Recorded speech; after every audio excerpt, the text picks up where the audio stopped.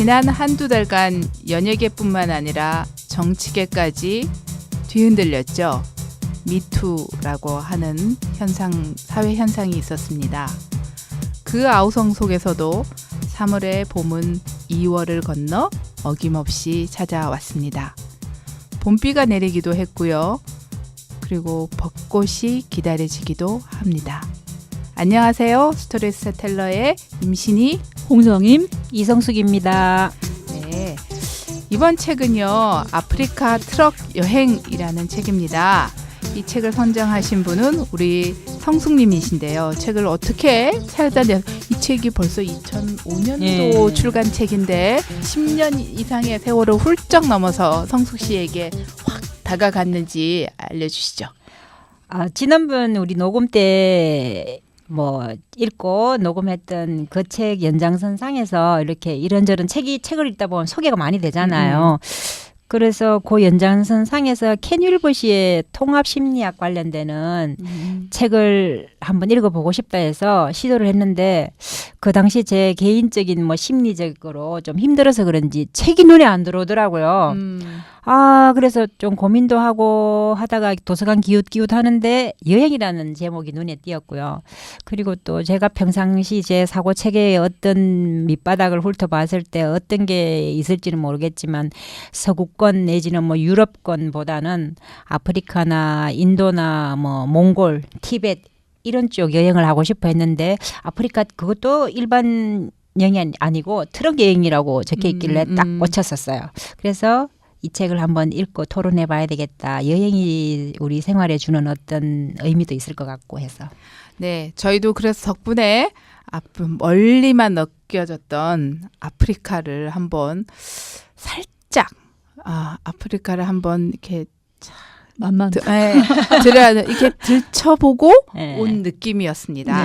네, 그래서 그러면 아프리카는 알겠어요. 그러면 트럭 여행이라는 건 도대체 뭔가요? 저는 트럭 여행이라고 생각하면 우리가 일반적으로 그 트럭 그 뒤에 타가지고 덜덜덜덜 이렇게 가는 건가? 이런 생각이었는데 그건 아닌 거죠? 네, 그건 아니고 요즘에 한국에도 보면은 백두대간 타시는 분들 버스를 개조해가지고 거기 누워 잘 수도 있고 할 수 있도록 개조하잖아요.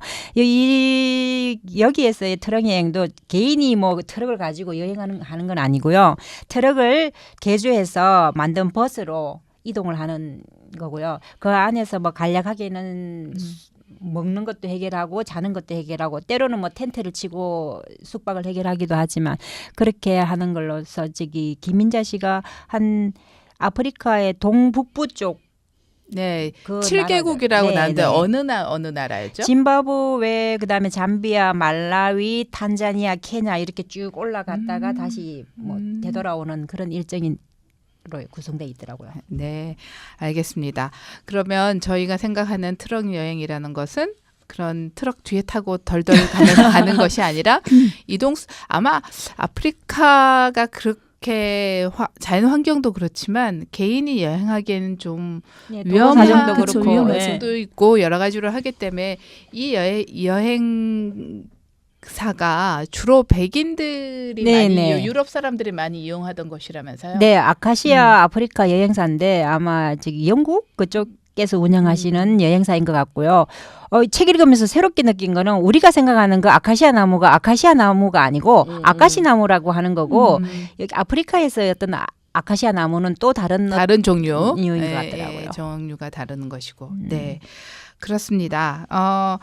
그런데 그러면 도대체 김인자라는 이 시인분께서는 어떤 분이시길래 시인이라는 분이 여행을 이렇게 가시게 됐는지 소개 좀 해주시죠. 네, 김인자 시인은 강원도 삼척에서 출생하셨는데 그 경인일보 신춘문예 12분에 당선했고요.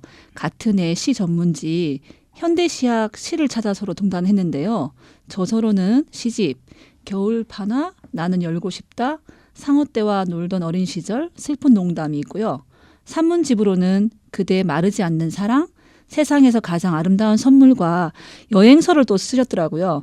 마음의 고향을 찾아가는 여행, 포구, 걸어서 히말리아, 풍경 속을 걷는 즐거움, 명상 산책 등 다수가 있고 2017년도에는 보니까 꽃보다 할매 할배, 또 그 사진 에세이집 사과나무가 있는 국경이라고 해갖고 여기 보면 되게 사진들이 되게 멋있었잖아요. 예, 네. 이렇게 해서 또 에세이가 나왔더라고요. 네. 네, 대단하신 분인 것 같아요. 그 여행을 주로 우리가 생각하면 어떤 문명이 강한 곳이라기보다 자연 환경이 매우 척박하거나 굉장히 인간에게 도전적인 그런 곳을 많이 가셨던 것 네. 같아요. 아마 여행계에서 거의 우리나라에선 좀 선두주자이신 네, 그런 것 같아요. 분이다라는 예. 생각이 들었습니다.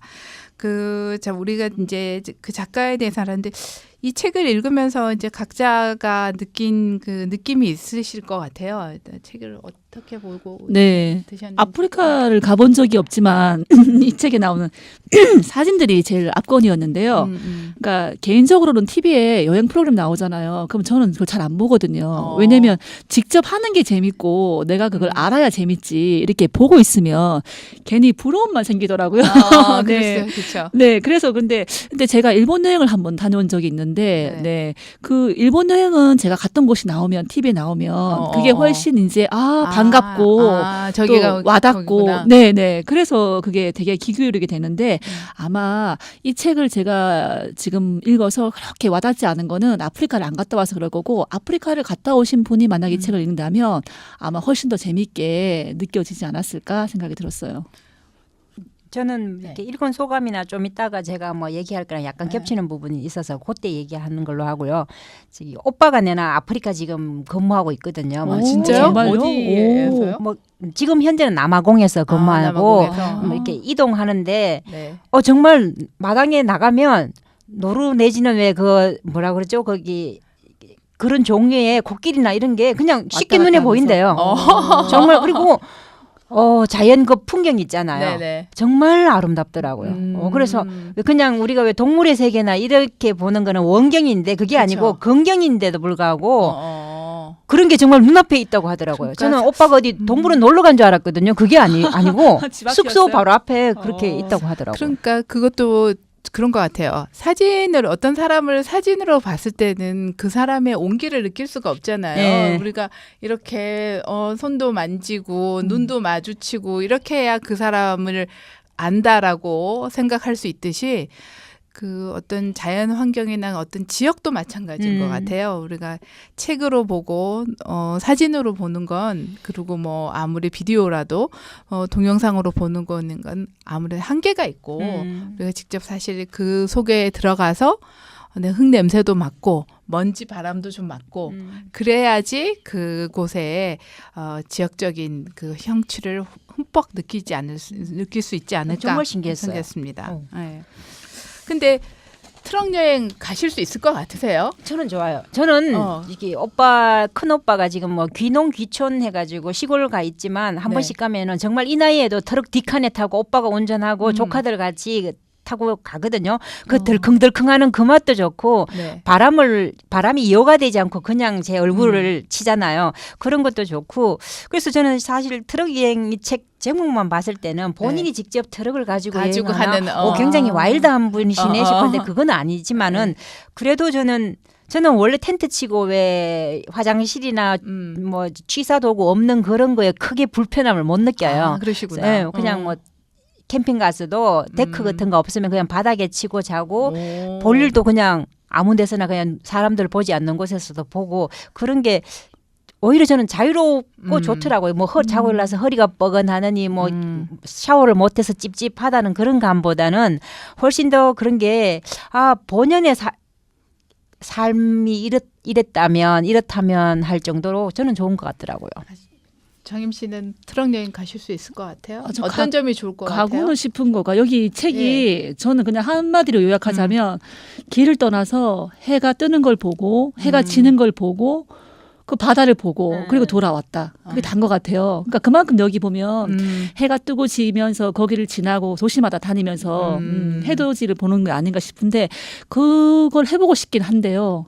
가장 큰 문제가 멀미를 심하게 해서 덜컹거리는 게 제일 취약하다는 거. 그래요. 저는 그 덜컹거림이 막 덜컹거리 어린 시절로 돌아가는 느낌으로 네, 만들어지더라고요. 그 덜컹거림이 힘들어서 배멀미라든가 뭐 이런 거. 여기에 네. 한 굉장히 아름다운 섬에 가기 위해서 배를 네, 한참 맞아요. 타고 가야 되는데 네. 그 배멀미로 엄청 고생했다는 얘기가 나왔어요. 나오잖아요. 네, 네. 그래서 그건 진짜 좀 힘들겠다. 예, 그쵸. 다른 거 저는 다른 거보다 여자들이라고 남이 도와주는 게 아니라 그쵸, 각자가 자기 텐트는 항상 자기가 네. 치잖아요. 트럭 안에서 자는 일은 거의 사실 없고 텐트를 치고 거기서 이제 자기가 취사를 해서 공동 취사를 할 때도 있지만 또 자기가 뭐 먹거리를 해야 그쵸. 되기도 하고 네. 그런데 사실 재료라는 것이 우리가 다 가져갈 수도 없고 쉽게 마트도 있는 곳도 아니고 이러니까 열악하죠. 예, 네. 먹는 거며 잠자리나 이런 것들이 우리가 이렇게 편안하게 살다가 쉽게 적응이 될까? 이런 생각도 좀 들었지만 정말 저도 그곳에 저 같은 경우에는 그곳에 아프리카 사람들을 새롭게 발견하는 게 저한테는 되게 의미 있을 것 같다. 저 사람들도 우리랑 참 다름없이 사람들을 사랑하고 또 무엇보다 여기서 늘 나오는 얘기가 사람들이 항상 선입견이 없이 인간을 맞아요. 그냥 인간으로 대해주잖아요. 저희는 항상 좀 약간 걱정하지 저 사람이 어떤 사람일까. 근데 그런 면이 굉장히 좀 좋을 것 같다. 트럭 아프리카 여행이라는 곳이 그럴 것 같다는 생각이 들었습니다. 자, 그러면 책 내용 중에 이제 책을 읽었으니까 여행도 여행이지만 꾸밈새 글의 자체에 대해서 저희가 또 한번 그냥 지나가는 사람은 아니잖아요. 그러니까 어땠어요? 김인자 씨의 책, 이 사진 에세이집이라고 하긴 그렇지만 사진도 많이 들어있고 여행 에세이집인데 이 책의 이제 특징이 처음에 도입 부분에는 지인에게 편지를 쓰는 것으로 나오고 네. 나머지는 여행 중간중간에 썼던 감상이라든가 메모를 바탕으로 해서 다시 재구성해서 그때 당시에 적었던 내용들로 이렇게 되어 있는데요. 그런 게 글쓰미나 내용의 어떤 꾸밈 이런 게 어떻게 생각되셨어요? 그러니까 여행하는 곳에 위치라든가 이렇게 생활 방식이라든가 그런 것들이 다 비슷비슷하니까요. 네. 다 비슷비슷한 글이잖아요. 네, 근데 네. 이제 물론 감상 같은 부분은 다른 부분이 있지만 그래서 좀 읽으면서 좀 지루한 부분들이 많았어요. 근데 그 지루한 부분들을 완벽하게 메꿔주는 게 이 아름다운 여러 컷의 사진이 아니었나. 만약에 사진이 없었다면 네. 이 책이 좀 다 읽기는 힘든 저 같은 경우는 이제 여행도 안 갔다 왔고 이러니까 좀 그랬지만 어쨌든 이 아름다운 사진 한 컷 한 컷들이 다 정말 작품이라고 해도 지지 않을 만큼 정말 잘 찍으시더라고요. 그래서 그러게요. 되게 좋았어요. 제 같은 경우는 이분이 이 글을 여행 에세이를 쓴 게 단순한 가이드 성격의 어떤 여행서가 아니고 네. 자연과의 교감을 통해가 자신을 한번 되돌아보는 계기로 삼고자 썼다고 돼 있더라고요. 그러면 저는 예를 들면 가이드였다면은 가이드 역할을 맞는 좀 더 세밀한 어떤 게 있었어야 정보가 있어야 되고 된다고 생각하고 아니면 자신을 되돌아보기 위해서 썼다는 거에 초점을 맞추면 뭔가 더 심도 있는 마음을 고백하는 어떤 그런 게 나오길 바랬는데 끝까지 이렇게 읽어도 약간 도대체 이 사람의 저 먼 길 끝나가는 길을 보고 눈물이 고이게 한다든가 아니면 어스럼질 때 또 눈물이 고이게 한다든가 어떤 그런 메시지를 많이 담아놨는데 왜 그런 거에 대한 언급은 전혀 없더라고요. 본인이 왜 그런 마음이 들건 거는 본인은 알고 있을 것 같아요. 그 슬픔이 어디에서 오는 슬픔인지. 근데 거기에 대해서 독자로서는 이 사람의 왜냐하면 자기 반성적 자기 성찰적인 어떤 그런 면도 있다면은 조금 더 터놓고 얘기를 했으면 좋았을 건데 그러면 그분도 만약에 치유가 필요한 부분이 있으면 치유가 됐을 거고 우리도 우리의 치유할 바를 약간 터놓고 얘기할 수도 있을 건데 하는. 근데 객관적인 부분과 주관적인 부분을 어느 방향 한쪽으로 이렇게 딱 맞춰서 썼다면 조금 더 공감이 많이 있을 텐데 딱 그 중간에 있는 것 같아요. 그렇죠. 글 자체가. 약간 그게 시간의 간극이 좀 있는 것 같아요. 이 글을 여행을 가시고 이 글을 썼을 때가 2004년도고 저희가 벌써 14년이라는 시간이 흘렀잖아요. 네. 그만큼 저희들의 생각이나 감성도 많이 변화했다라는 네. 생각이 많이 들어요. 왜냐하면 그때만 해도 이런 식의 글쓰기가 괜찮았는데 그렇죠. 요즘은 그렇지 않은 거죠. 정말 목적에 정확한 글. 네. 이게 가이드북인가 아니면 나의 감상을 고백을 하는 네. 것인가 아니면 정보를 줄 것인가 이런 등등을 해야 되는데 아마 이분이 그 여행에서 느꼈던 그 여행 현장에서 얼마나 많은 감동이 있었겠어요. 그러니까 그 감동을 글로 옮기고 싶은 그 욕구가 참 충만했다라는 생각이 많이 들고 그렇지만 그 욕구를 지금 같이 만약에 다른 글을 쓰신다면 최근에 쓴 글을 저희가 읽어보지 못해서 맞아요. 알 수가 없지만 만약에 이 글을 다시 쓰신다면 정보의 부분과 그 다음에 묘사의 부분을 좀 분리하셔서 딱 쓰셨으면 좋겠다 이런 생각이 많이 들었습니다. 개인적인 걸 고백하는 건 정말 성숙 씨 말씀대로 되게 용기가 필요한 것 같아요. 네. 근데 그렇죠. 그 부분을 고백을 해야 치유가 되는 거다. 근데 그런 치유가 사실 세상에 발표하기가 어렵다면 아마 개인적으로는 개인적인 고백을 쓰셨으면 훨씬 좋았겠다. 예, 그런 생각이 들었습니다. 이 책을 읽으시면서 특별히 마음에 남는 어떤 생각이나 어떤 장면 이런 것들이 있었더라면 네. 책 내용 자체에서 그 아프리카의 그 사람들의 어떤 특히 이제 여기서 제일 많이 나오는 게 아이들인데요. 그 아이들을 되게 이제 좋아하고 사랑하는 게 많이 느껴졌어요. 그러니까 그만큼 이제 순수하신 분인 것 같고 또 그 많은 아이들 중에서 그 모세의 꿈이라는 이제 챕터에 보니까 그 모세라는 아이가 이제 그 팔찌를 이제 1달러에 2개에서 파는데 작가한테 당당하게 와가지고 나는 워크맨을 갖고 싶다. 사달라. 이렇게 당당하게 말하는 게 있었어요. 그러니까 이제 자기는 이제 그 음악을 하고 싶으니까 나는 꼭 있어야 된다. 이렇게 당당하게 요구를 했는데 처음에 이 시인도 그럼 내가 이거를 어떻게 해줘야 되나라고 고민하는 부분이 있었는데 결국 이제 꿈이라고 하니까 들어주고 싶은 마음이 들어서 이제 그거를 이제 결국 중고지만 사주게 되잖아요. 그래서 이 친구의 그 제일 기억이 나는데 그 당당하게 원하는 거 그리고 그거를 쟁취하는 거 그게 인생이 아닐까 그런 생각이 들었었어요. 원하는 걸 당당하게 당당하게 쟁취하는 것. 예. 저 같은 경우는 이렇게 책 끝나가는 부분에 보면 해밍웨이의 킬리만자로의 눈 그 부분을 언급하시면서 또 그 실제 그 소설의 첫 서두 그 부분을 딱 옮겨 놓으셨더라고요. 그 부분을 잠깐 읽어볼게요. 정상 근처에는 얼어서 말라붙은 표범 사체가 하나 있다. 표범이 그 높은 곳에서 무엇을 찾고 있었는지는 아무도 밝힐 수 없었다. 이 문구 자체가 이 글을 쓰신 김인자 씨가 이 책 처음부터 끝까지 쓰면서 왜 제가 궁금해했던 거 왜 밝히지 않을까 했던 그 자세와 좀 이렇게 관련이 있는 것 같더라고요. 보면 책 속에 균등하다고 말할 수 있는 것들의 저변에는 균등하지 않는 상처가 있을 뿐이다. 이런 문구도 나왔었는데 어떻게 보면 뭐 딱히 고백할 게 없을 수도 있어요. 그냥 삶 자체가 왜 주는 어떤 고독감일 수도 있고 한데 그런데 뭔가는 있을 것 같고 근데 뭐지 했는데 뒷부분에 킬리만자로의 눈을 딱 이렇게 옮겨놨을 때 끝까지 밝히시지는 않겠구나. 그런데도 뭔가는 있구나. 근데 이게 뭐 전반적인 우리에게도 왜 밝히지는 않지만 가지고 살아가는 고독인지 많죠. 아니면 상처인지.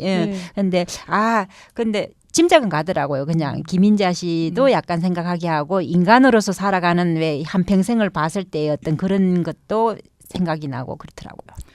그래서 표범 얘기가 나왔으니까 말인데 그 산 위에 올라간 표범은 무엇을 찾아서 올라갔을까라는 생각을 하잖아요. 그러면 그 표범이 혼자서 그 표범 같은 동물들은 거의 혼자 무리지어 다니지 않죠. 그래서 그렇게 생각을 하면 표범은 자유했을까? 이런 생각이 들어요. 그래서 여행을 다니는 목적이 이 일상생활에서의 어떤 벗어남이라면 그것을 어떤 여행의 목적이 자유를 한번 느껴보기 위해서라고 생각되는데 여행과 자유의 관계에 대해서 어떻게 생각하세요? 생활상에서 왜 타이트하게 돌아가거나 일이 돌아가거나 아니면은 크게 지침이 없을 때는 여행도 생각이 안 나더라고요. 설사 힘들더라도 뭔가를 해야 되는 게 딱 정해져 있을 때 여행을 엄두도 못 내는데 네.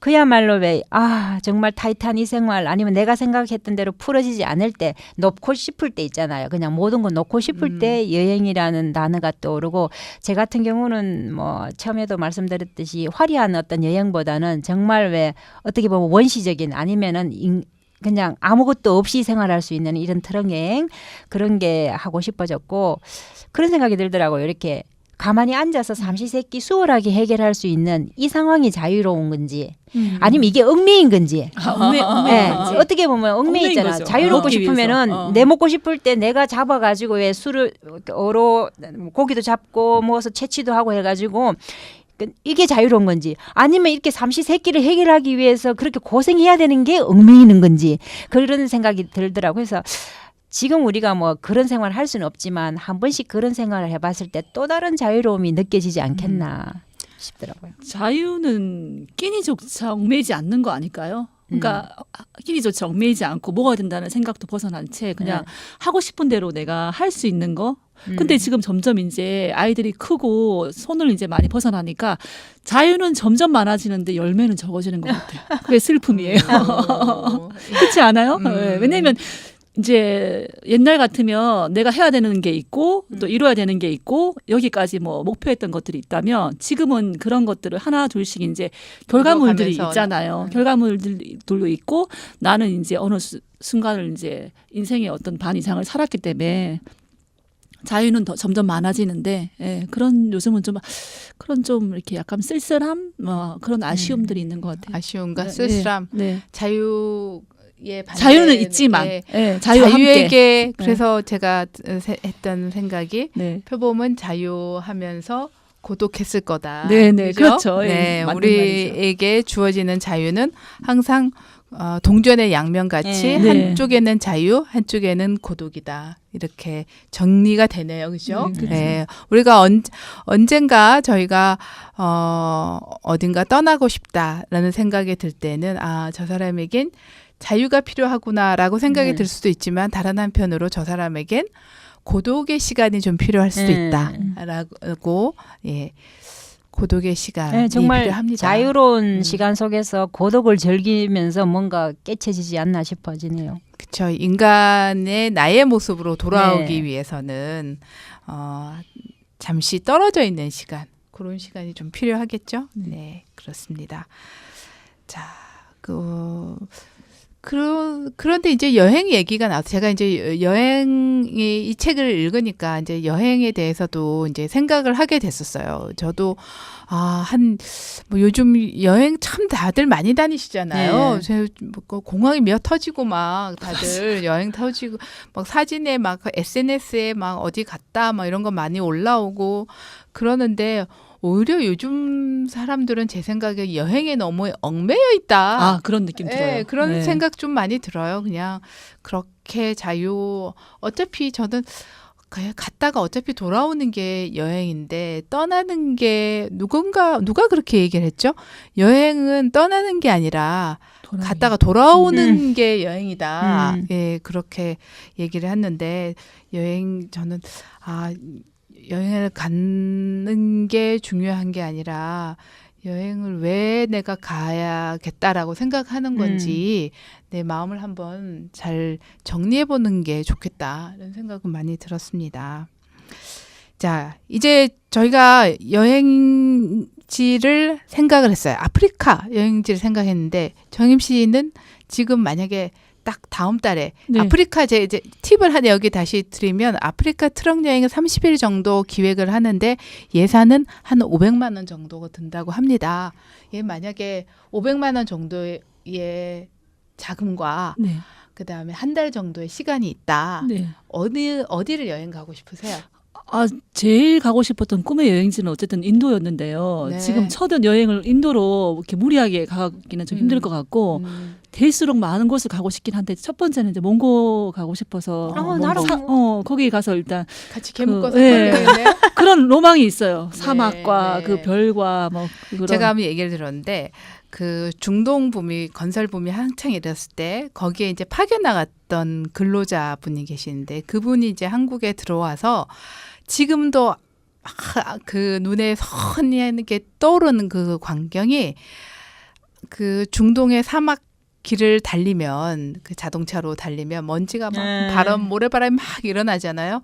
그런데 거기서 지는 석양 그 장면이 계속 맞아요. 떠오른다는 거예요. 맞아요. 여기서 이 도시에서 느낄 수 없는 네, 정말 진짜 멋있을 뭐 것 같아요. 모래바람 어마어마할 거 아니에요. 그 뭐 진짜 온몸에 다 그 피부에 다 스며드는 것 같대요. 그럴 것 정말 같아요. 이게 붙어서 떨어지지도 않는 그런 모래바람이라고 하는데 저 그거 되게 괴로울 것 같긴 한데 그 장면은 진짜 못 잊을 것 같아요. 괴롭고 행복한 그죠? 괴롭고 행복한 네. 네 그렇습니다. 자 저희가 스와힐리어 배우는 시간을 가지겠습니다.